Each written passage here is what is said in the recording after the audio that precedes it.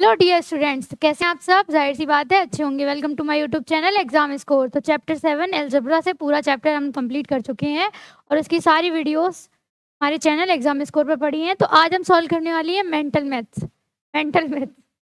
तो देखिए, इसका पहला क्वेश्चन क्या है, what is the producer of any integer n. अब इस मैथ्स में क्या है, जितनी भी हमने एक्सरसाइज सॉल्व करी है उनसे थोड़े थोड़े कुछ कुछ क्वेश्चन ये चुरा के लेकर आई है जो थोड़े से अलग है, उनको हम सॉल्व करेंगे। तो पहला दे रखा है, what is the producer of any integer n. कोई इंटीजर एन दे रखा है, उसका प्रोड्यूसर हमें बताना है।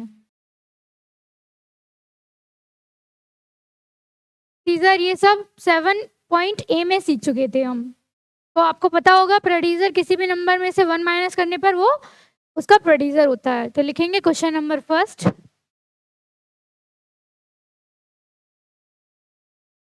इंटीजर एन का प्रोड्यूसर हमारा क्या हो जाएगा, एन माइनस 1। ये हमारा क्या हो गया, प्रोड्यूसर। ठीक है। क्वेश्चन नंबर 2 देखिए क्या है। क्वेश्चन नंबर 2 में है, स्टेट ट्रू और फॉल्स। ट्रू फॉल्स दे रखे हैं दो, ए पार्ट बी पार्ट बताना है कौन सा ट्रू है कौन सा फॉल्स है। देखिए एक बार, the distance between Jaipur and new Delhi is not a variable. यानी कि जयपुर से न्यू दिल्ली के बीच की दूरी एक वेरिएबल नहीं है। तो ये बात सही है ना, वो जो भी होगी वो कांस्टेंट में होगी, एक क्लियर वैल्यू होगी। 120 किलोमीटर, 30 किलोमीटर, जो भी दूरी होगी जयपुर टू न्यू दिल्ली की, वो एक कांस्टेंट में होगी, ना कि वेरिएबल में। तो पहला हमारा क्या है, ट्रू है, क्योंकि उसने दे रखा है नॉट नॉट अ वेरिएबल, मतलब उसकी बात सही है। पहला पार्ट हमारा क्या है, ट्रू। दूसरा देखो, in the expression 5p it is a variable. 8 variable है या कांस्टेंट है, आप सबको पता है। 7b में हम बहुत अच्छे से सीख चुके हैं कि ए एक्स वाई जेड ये सारे हमारे जो लेटर्स होते हैं वो वेरिएबल्स होते हैं, और जिनकी एक डेफिनेट वैल्यू होती है वो हमारे कांस्टेंट होते हैं। तो इसमें 5 और 8 कांस्टेंट है और p वेरिएबल है। तो 8 इज नॉट अ कांस्टेंट, तो ये क्या कर देंगे, ये हो गया हमारा फॉल्स। इसमें 8 क्या है, 8 इज अ कांस्टेंट है, वेरिएबल नहीं है। ये चीज आप समझ गए। तो फिर आगे देखते हैं क्वेश्चन नंबर थर्ड पे। हमारा क्वेश्चन नंबर थर्ड क्या है, क्वेश्चन नंबर थर्ड है, write using symbols as algebraic expression for. A और बी पार्ट दे रखे हैं, लैंग्वेजेस दे रखी हैं, इनसे हमें एक्सप्रेशन बनानी है। ए पार्ट देखिए, स्टार्टिंग में हमने कुछ वर्ड्स लिखाए थे कि ये वाला वर्ड इस सिंबल को रिप्रेजेंट करता है, ये वर्ड इस सिंबल को रिप्रेजेंट करता है। तो उन्हीं सिंबल बनानी है। तो पहली है the sum of numbers x and 7। Sum plus के सिंबल को रिप्रेजेंट करता है, तो लिखेंगे 7, यानी कि x प्लस 7। वेरी सिंपल, कोई डिफिकल्ट चीज नहीं है इसमें, ये सब कुछ हम सीख चुके हैं। A B C D E F G H तक इतनी सारी एक्सरसाइज करी है, तो बहुत कुछ सीख चुके हैं हम। नेक्स्ट बी पार्ट आता है हमारा, 1/4 ऑफ अ नंबर y, यानी कि y का 1/4। ऑफ जो नंबर है वो मल्टीप्लाई को रिप्रेजेंट कर रहा है, लिखेंगे 1/4 ऑफ y। तो हमने बताया था कि अलजेब्रा में मल्टीप्लाई के सिंबल को रिप्रेजेंट करने के लिए किसी भी सिंबल की जरूरत नहीं पड़ती है, तो हम डायरेक्ट लिख देंगे 1/4y। नेक्स्ट आते हैं हम अपने क्वेश्चन नंबर फोर्थ पे। देखिए क्या है, फोर्थ क्वेश्चन हमारा है, फाइंड द वैल्यू ऑफ। अब हमें क्या करनी है, वैल्यू फाइंड करनी है। ये भी बहुत सिंपल है हमारे लिए, ये भी कर चुके हैं, करिए। पहला ए पार्ट दे रखा है 7n when n is 10। n की वैल्यू 10 दे रखी है, यानी कि 7 multiply 10 is equal 17। Option A क्या हो जाता है हमारा, 17। बी ऑप्शन देखिए, 20/m when m is equal 4। m की वैल्यू क्या दे रखी है, 4, यानी 20/4। 4 5 जा, सेकेंड बी पार्ट का आंसर हमारा क्या हो जाता है, 5।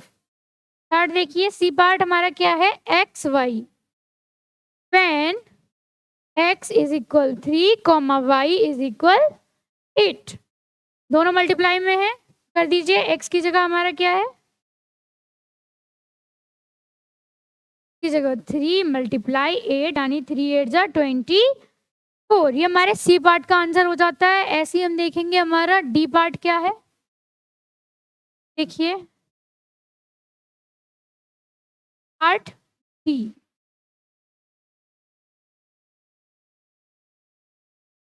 पार्ट है हमारा x divide by y and x is equal 12 comma y is equal 3। x divide by y इसको लिख देंगे x upon y is equal, x की वैल्यू क्या देखिए 12, y की वैल्यू 3, 3 4 जा 12, यानी कि पार्ट डी का फाइनल आंसर क्या हो जाता है हमारा 4। ये भी कंप्लीट हो गया। आते हैं क्वेश्चन नंबर 5 पर। देखिए क्वेश्चन नंबर 5 क्या है। क्वेश्चन नंबर 5 है हमारा, tell whether the given number is a solution of a equation. यानी कि जो सॉल्यूशन इस कॉलम में दे रखे हैं हमें बताने है राइट है रॉन्ग है कैसे है, और रॉन्ग है तो राइट क्या है। तो पहले देखिए, पहले हम खुद निकालेंगे, ए पार्ट का निकाल लेते हैं हम। 8x इज इक्वल 40, 5 हमें दे रखा है, अब हमें पता करना है सही है गलत है। यानी कि इधर मल्टीप्लाई में है, कन्वर्ट कर दो, डिवाइड में पहुंच गया, 8 5 जा 40, यानी x की वैल्यू 5 और 5 दे रखी है, तो ये इसको क्या बोल देंगे यस। जो हमारा सॉल्यूशन दे रखा है ये करेक्ट है। ये पार्ट देखो, ये है हमारा y माइनस 8 इज इक्वल 15 और सॉल्यूशन क्या दे रखा है 23, यानी कि 23 minus 8 is equal, sorry y minus का है प्लस में कन्वर्ट कर दो, 15 प्लस 8 यानी y इज इक्वल 23 देखा था, 23 मिल गया, यानी कि ये भी करेक्ट है, इसको भी बोल देंगे हम यस करेक्ट है।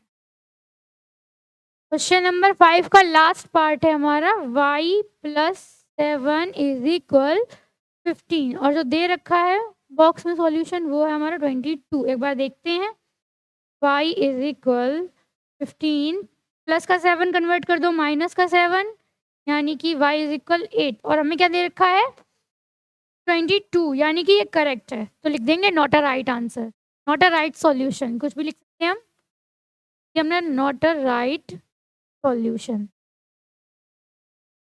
तो हमारा राइट है वो क्या है 8। ठीक है, ऐसे हमारा क्वेश्चन नंबर 5 कंप्लीट हो जाता है। आते क्वेश्चन नंबर 6 पर। देखिए क्वेश्चन नंबर 6 क्या है हमारा। क्वेश्चन नंबर 6 है, कुछ इक्वेशन दे रखी हैं, इनको हमें करना है सॉल्व। करेंगे क्वेश्चन नंबर 6, पार्ट ए दे रखा है हमारा 16x इज इक्वल 16, तो कर दीजिए x इज इक्वल 16 अपॉन 16, 16 बन जा 16, यानी कि वेरी सिंपल आंसर हमारा निकल आया 1। सेकेंड देखते हैं, x plus 5 is equal 7, x is equal 7 minus 5, x is equal 2। इसमें भी आपको कोई दिक्कत नहीं होनी चाहिए क्योंकि ये सब हम पहले सीख चुके हैं। की पार्ट है हमारा y minus 2 is equal 9, y is equal 9 plus 2, y is equal 11।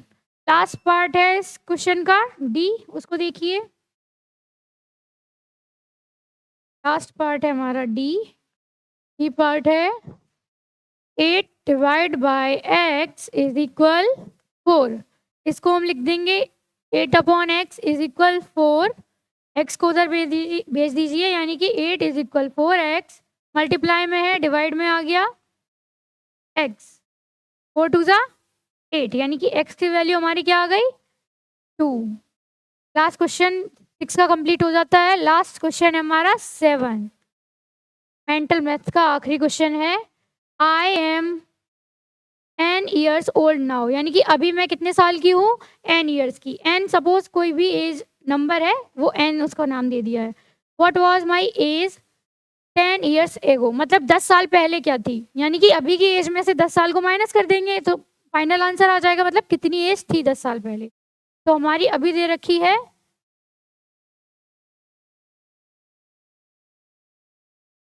I am N